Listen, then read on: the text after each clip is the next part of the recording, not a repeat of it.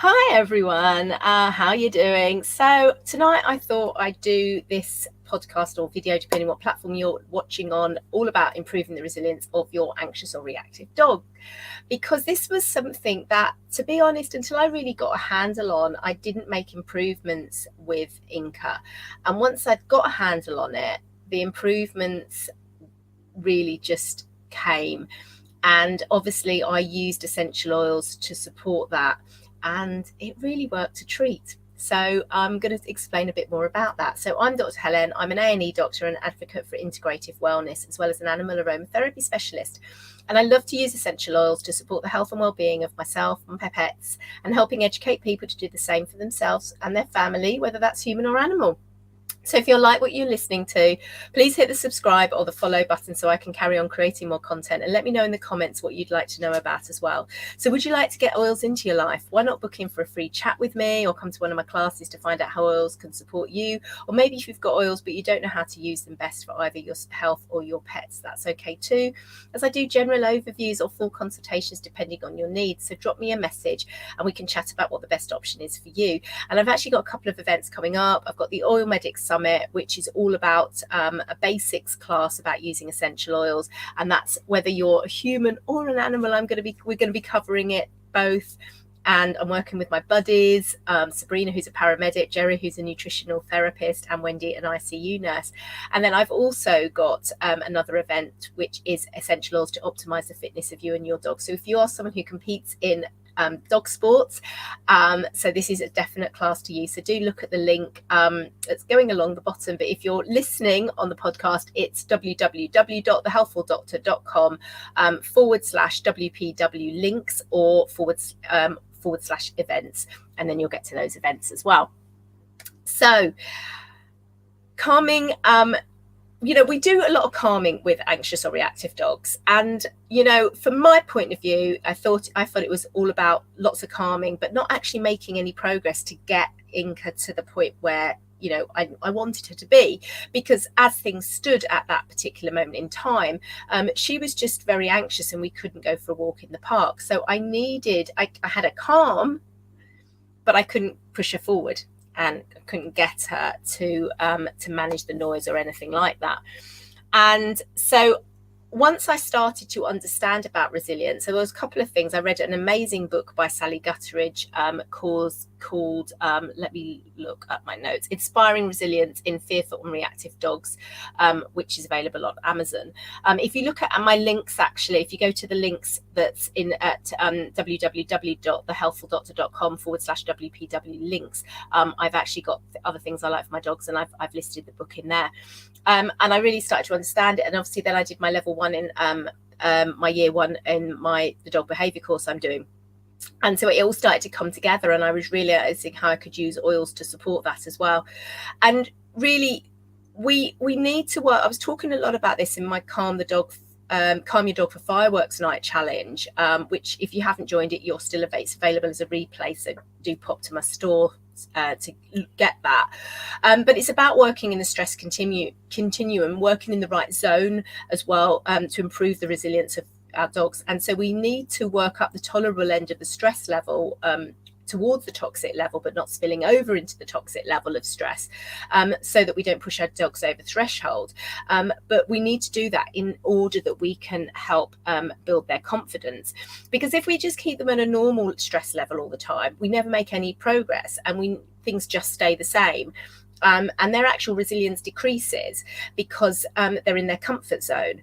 And it's like anything, you have to push out of your comfort zone in order to make changes. And so I was thinking a lot about this. I was going for a run and I was doing some hill sprints. Now, I could have just done my run, my little 5K. I was at the Kersal Wetlands. It's an old racetrack. So I was doing my run. And I could just do that and poodle, and that's awesome. But I actually want to get stronger. I want to get faster. And so I have to push myself. And, whether that's doing sprints or, intervals. And I was actually doing some hill sprints. So I think I did 10, went up this hill, and then the recovery was the downhill. But I needed to push myself in order to improve my physical fitness. And it's only by pushing myself towards the higher level of that tolerable stress that I'm going to make the improvements that I want to make. And it's really crucial to do that. And it's the same if we're looking at, that's obviously an example for physical stress, because I need to maximize my cardiovascular strength in order that I can build on that and improve my 5K PB, and also improve my running up hills and things like that, and also my recovery.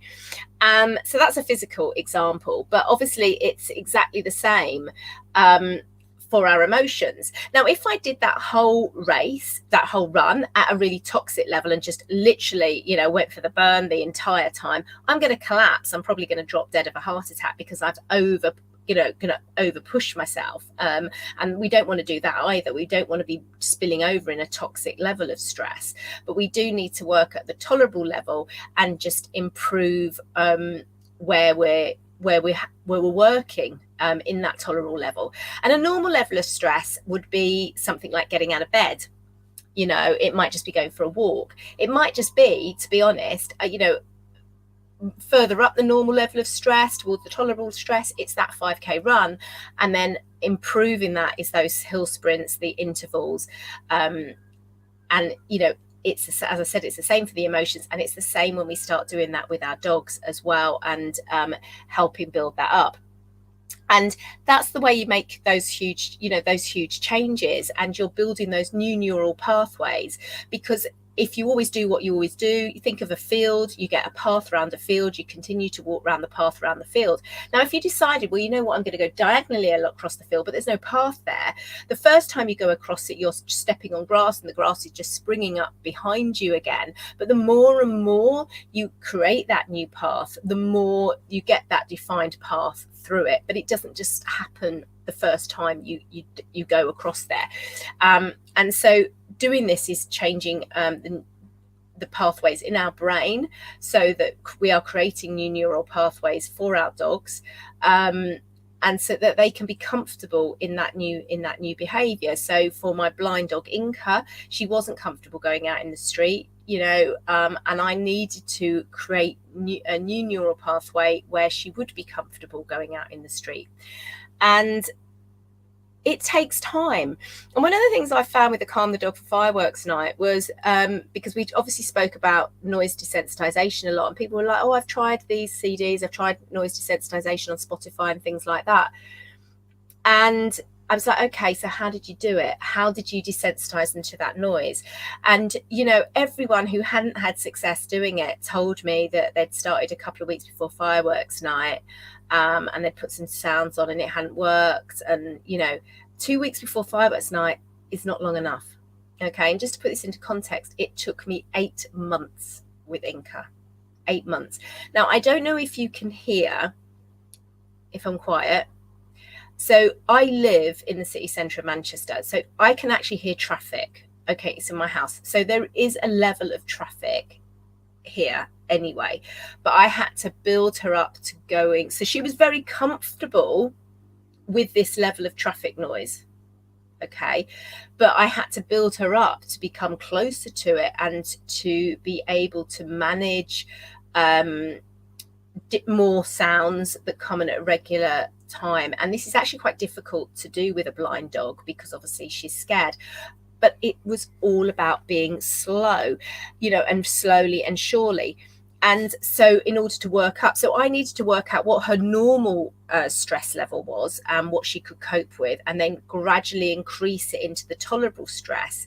And, just like pushing yourself really with that exercise as well. And it was literally 5 minutes a day. 5 minutes a day.